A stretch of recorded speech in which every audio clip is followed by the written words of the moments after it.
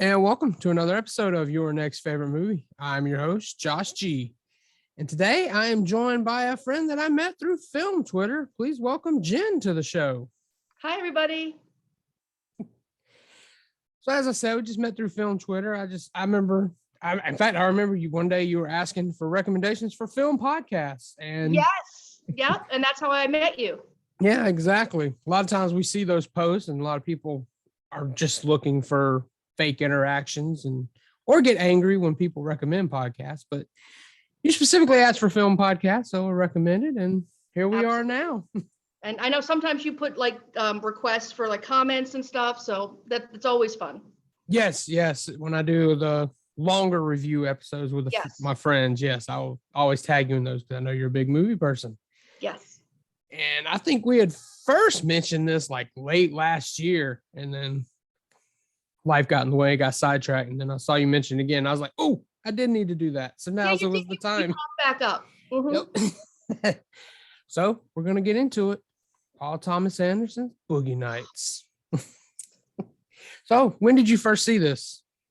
I saw it. I was in law school when it came out, I think 97. And I saw it at an art house theater in Manhattan. And it just blew me away. It hit me on every level.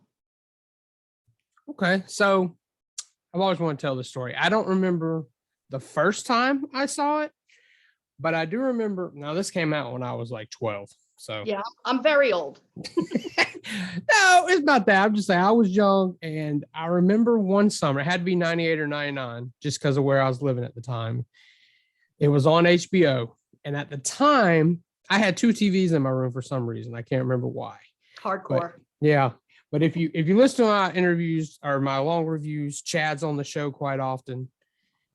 It was him and I. We're sitting there watching. I have two TVs. It's Monday night. The reason I know, wrestling's on. Monday Night Raw. I had Monday Night Raw on one TV and Boogie Nights playing on the other. And I hear my dad coming down the hall. And Chad's like, turn it. It wasn't at a sex scene. My dad's not a big movie watcher. I didn't think he knew what it was. So I just left out. I said, I'll be fine. He's not going to know what this is. As soon as he comes in, oh, turn that smut off, boy. So look, I guess he didn't know what it was.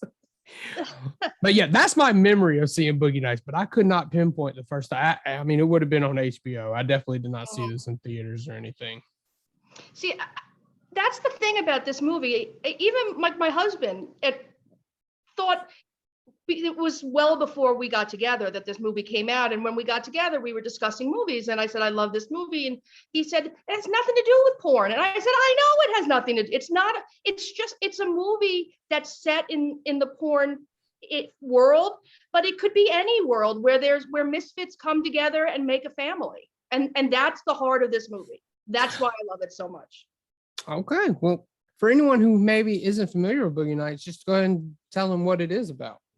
Oh, all right. It's Paul Thomas Anderson's second movie, I think, and it was based on a short he had done when he was much younger, and then he did Hard Eight, and then he did Boogie Nights. He expanded his original short, and it's about a kid in the Valley, apparently where they shoot a lot of pornography, and it's sort of a little bit based on his childhood. He grew up there, Paul Thomas Anderson, and Mark Wahlberg plays the main kid, who's just this sweet kid with a really big member. And and Burt Reynolds plays this big time director. It's set in the 70s before porn switched over from film to video. And they sort of pick him up out of a restaurant where he's working as a busboy. And he becomes part of this circle of people where they've all been sort of marginalized by society, and they're misfits in their own way. And they come together and they form a family on their own. And they go through, trials and tribulations and ups and downs. And each of them, he spends a little time focusing on each of the characters and why their lives are difficult outside of their family. Julianne Moore plays a premier porn star named Amber Waves, and she's going through. She lost custody of her child, of her young son, and her ex-husband is very cruel to her and says that her lifestyle is not it's not commensurate with raising a child. So she fights for that, and she sort of looks at the younger stars in her enclave as her kids, and she's she can't mother her own child, so she mothers them. And Heather Graham plays Roller Girl, and she's a high school dropout who was sort of made fun of in high school for being sexual, and she is always on roller skates, and she sort of clings on to Julianne Moore as a mother figure, and Burt Reynolds is like the father figure. And there's, I mean, there's many other characters. It's a huge sprawling cast, as you know. So Yes. each of them has sort of been dealt a hard deck on the outside world, and they turn in and rely on one another and make a life for themselves. And it's the soundtrack is unbelievable from beginning to end. The writing is incredible, and really why I love this movie is Philip Seymour Hoffman, because he's my favorite actor of all time, and he broke my heart as Scotty in this movie. That was my biggest takeaway from the movie was Philip Seymour Hoffman. Okay. Yeah, rewatching this, I forgot how awesome the soundtrack is. I mean, it's incredible. Yeah, beginning to end, like you said. I was just taken aback. So you touched on it briefly. What else? What is it that makes this your favorite? Why do you keep coming back? And I guess I want to get what is your husband's thoughts on it, since you guys sit down? He loves it too. He does. He loves it as well. And we just actually rewatched it in preparation of me being here today. And his views on it have changed. He watches movies a little differently now that we're together. I mean, because I'm like a movie nut, so he sees things differently. He reads into movies more now, and he picks up on like the nuances that instead of just being, he's more engaged in movie watching now, I think, which I mean, I'm sure you can relate to. Like, there are people who will watch a movie, walk out of the theater and not really think about it again, but having had a good time. And then there are people like on film Twitter who it's a life, So he's somewhere in the middle, and I'm way over there. So he does enjoy the movie, and in the acting, you won't find a bad performance in it. And the writing, I think it may have won a screenplay. The screenplay may have won an Oscar. I know it was nominated, but I think it may have won. I don't remember. I should have checked before I came on, but Yeah, I can't speak to that. I don't remember either. I'd have to look into that. I'm not sure, but it definitely, like you said, it was nominated, so that makes sense because it's a phenomenal screenplay, without a doubt. Yeah, absolutely.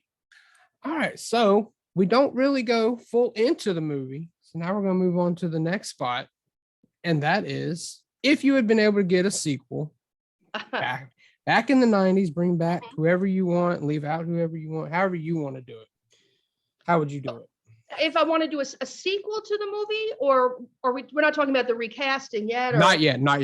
Okay, so I think an interesting sequel now would be maybe like a premiere series, like on a streamer or something, about where are these characters today, and have they stayed together? How have they made the transition? Because the movie ends on a positive note. I mean, everybody's sort of finding their niche, and they've pretty much, with the exception of the Colonel, they've all landed on their feet. And I think it would be interesting to see how they sort of got over the hurdle of amateurs taking over the porn industry, and whether any of them, made it into mainstream filmmaking or television, or I don't know. I think it would be interesting to pick up where we left off, maybe 10 or 15 years in the future. And go along over for Burt Reynolds. I mean, what happened to them after the fact? Okay, and put it in a long form series. I can see that being the case nowadays for sure. Absolutely, but absolutely. Because you can go off in so many different. I mean, there's so many characters that you could have so many episodes based on each one, and have them interlace.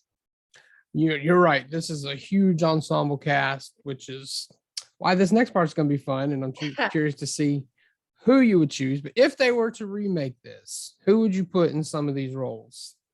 Well, okay, I've been thinking about this, and I'm kind of excited. I think that Nick Cage today would make a great Jack, Burt Reynolds character. I mean, where he is in his career today, and how Paul Thomas Anderson likes to sort of, the way Tarantino does, they're friends. So the way he likes to sort of pick somebody out and rejuvenate a career, the way he did with Burt Reynolds. Nick Cage would be perfect for this role, I think. What do you think about that? Yeah, I like that choice. I'm always inspired by a Nick Cage role. So doing something like that would be interesting for sure.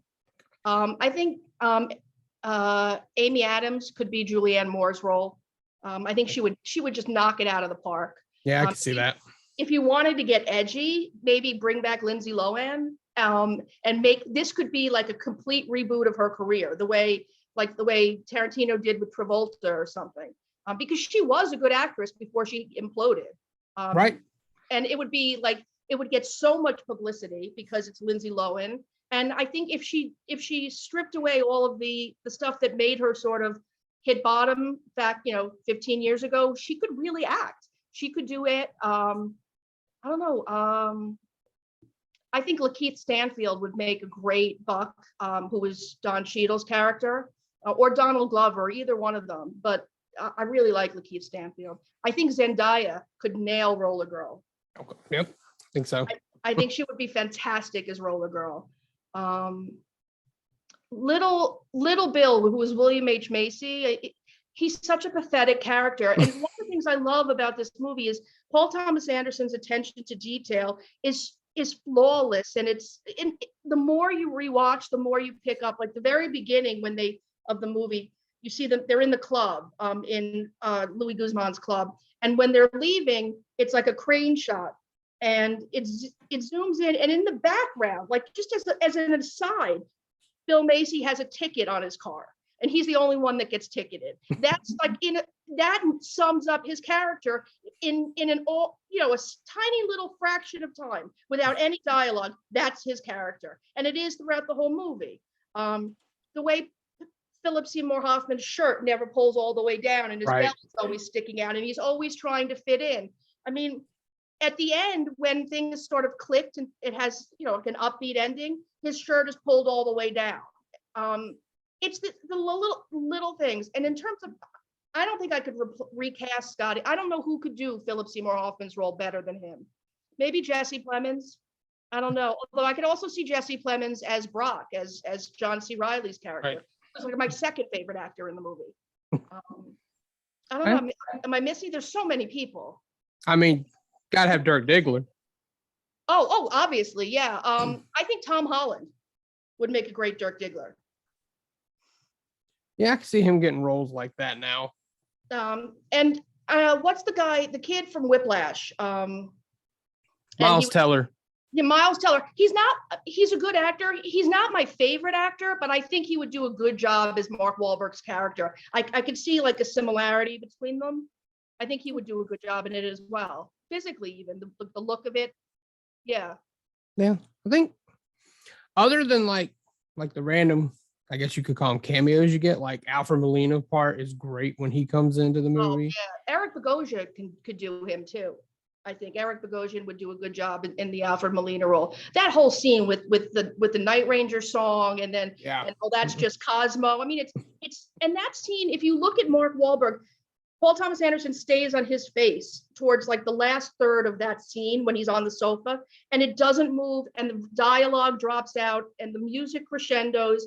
And looking at Mark Wahlberg's face, I mean, the kid can act. Like he, Funky Bunch, whatever you want to say. I mean, he did a great job in this movie. You see in his face that he knows he's either going to die tonight or he's got to change his life. You see him hit rock bottom. And then he does. And then he goes back and he goes to Jack's house. He doesn't go to his horrible mother's house, his actual biological family. He goes back to the family that loves him. And he breaks down in Burt Reynolds' arms and says, "Please help me, Jack." And like a good dad, Jack takes him in and hugs him. And that's what that family takes you back. And that's, I mean, I love this movie. And that shows. And I'm going to get you to sell us that one more time and give that final pitch on why if someone, actually, you know what, before we go there, with all that cast, if you could have anyone direct it, who would you have? I know I didn't normally ask that, but no, but it could be Tarantino also. I think this could have been a Tarantino movie, although he's more bombastic, and he's more sort of larger than life, where Paul Thomas Anderson is more, small baseball, like he's more intimate. But I could definitely see that. And I mean, if you think about his string of films, all the way down to like Phantom Thread and Licorice Pizza, what an amazing, I mean, this is only his second movie, and what an accomplishment. And he's just kept it going. And he's so choosy and he's so particular. But who else could direct it? I don't know, man. I keep thinking Tarantino because there's a lot of similarities for their differences. There's still a lot of similarities. Okay. All right. So now let's move on. And that's give that final sell. Someone hasn't seen it. Maybe someone needs to revisit because they haven't watched it in a while. Absolutely. I think a lot of people were put off thinking, oh, it's a smutty movie.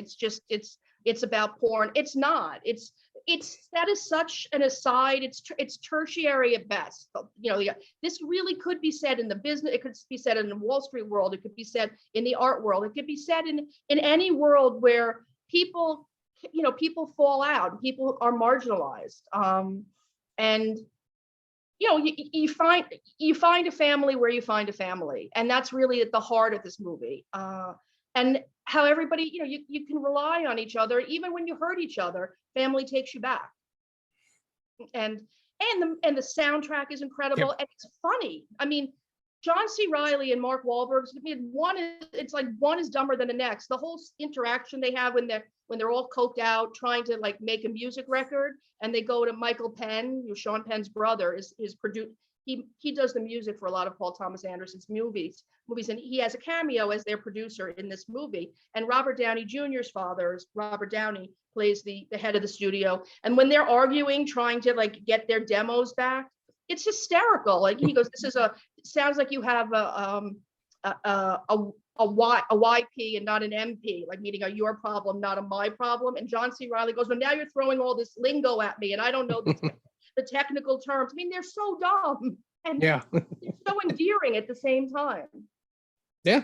And it gets you tense. Like that scene with Alfred Molina, you don't breathe for that whole scene. It's quite a film. Yeah.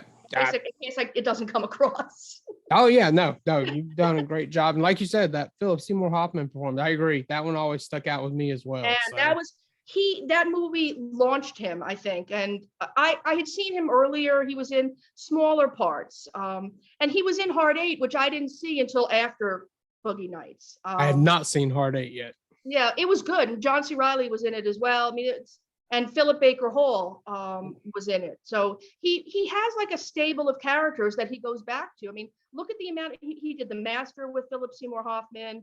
He's done he's done other ones with him. His death was such a loss. Nobody could act. Nobody could make you feel something and break your heart. He does so much acting in this movie with such little dialogue. It's all in his face, and he just innately knew how to hold his body, how to shrink back, when he tries to hug and kiss Mark Wahlberg, you can't. Oh, it's painful to watch. He has this dumpy car and he paints it red to try to impress him. I mean, everybody knows what it feels like to try to love somebody and to be embarrassed and feel awkward in your own skin. And he conveys it in such a way that's incredible. And he's always just on the outside of John C. Reilly and Mark Wahlberg and Thomas Janney. And his performance is incredible. And what Paul Thomas Anderson picking him out and giving him this material. I mean, what an eye for talent. Yeah, because I don't know what else he had been in, but the first thing I saw him in was My Boyfriend's Back. I didn't see that. You haven't seen that? It's like you said, it's a small role as well, but he plays the bully in that. I mean, he played bullies. He was in A Scent of a Woman. He was the asshole roommate in Scent of a Woman. You know what? I've never watched Scent of a Woman. I know what it is, but I've never watched it. Hoo-ah, that one. I mean, yeah. Everybody likes it. I liked it. I don't think it was fantastic by any means, but it's neither here nor there. It was a good movie. But he was also on an episode of Law and Order where he played like a rapist prep boy. So he had been heading in this sort of jerky, smarmy direction. And then Paul Thomas Anderson said, there's more to this kid, and started giving him these roles, and he just blew up. Yeah. And I think he led to the best villain in the Mission Impossible series in that third one. Yeah. You have your third outing on a series and have it be one of the, almost as good as the first, if not better. I mean, he was incredible. Yep. Yeah. Yep. I think you've done a good job of selling. I don't think I could do any more. So This has been a pleasure. Thank you so much, Josh.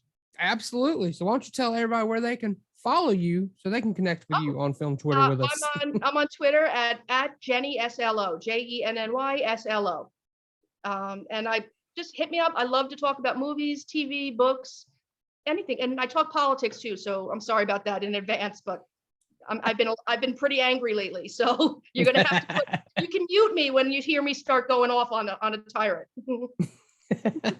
All right. And as always, you follow the show at ynfmoviepod on Twitter and Instagram. Easiest thing, go to linktr.ee/ynfmoviepod. That'll have podcast platform, social media, YouTube channel, my personal letterbox, so you can see what I'm watching that's not being covered on the pod. And I'll be back next week with a new guest and a new movie. And that may become your next favorite movie. You guys take care. I'll talk to you next time.